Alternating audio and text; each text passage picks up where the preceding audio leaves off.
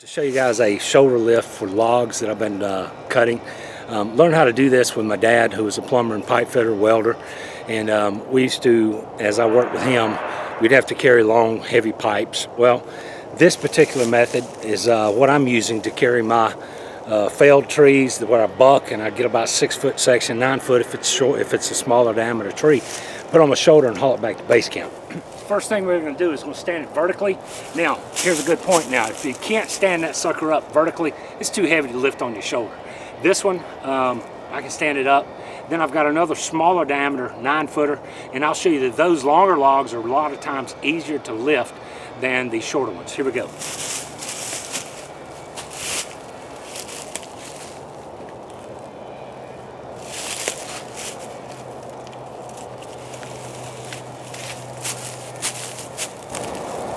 So I get in position here, and I just get in a good, comfortable position. Feet, about a foot apart.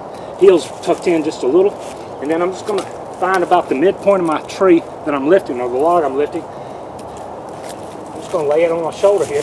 Now from here, I want to get a little closer, and here I'm just going to grab the tree, and I'm going to lift up with my legs and my back straight. Something like that. Let me show you. So in this position, if I've got it balanced, I can adjust it a little with just a little bump, and I can carry this log out to wherever I'm going to process it into firewood. So, and of course this pad is tremendously helpful if you've felled a tree and you got to haul these things out. So 6 footer, and it's a little more vertical lifting that you have to do on shorter logs.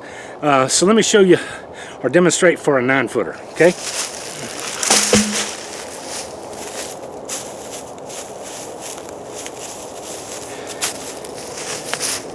If you noticed on that 6 footer, I had to get down pretty low to bring it up. And watch the 9 footer. It actually balances more easily higher up the log, so I hardly have to bend. I've got this thing stood up. It's 9 foot, a little over 9, but it's smaller diameter, so this is a much easier lift than the shorter 6 footer. So all we're doing here is we're just going to get our shoulder near where we want it, about even, and it just basically topples over with a straight back and straight legs, and I've got it up on my shoulder. So there's the 9 footer. I didn't have to do a lot of strenuous lifting to get this thing up on my shoulder. The longer the log, if it's a smaller diameter, is a lot easier to lift, okay?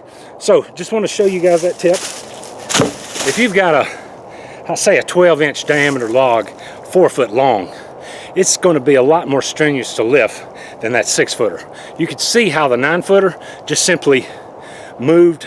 I just kind of gave it a tug, and it basically fell over on my shoulder.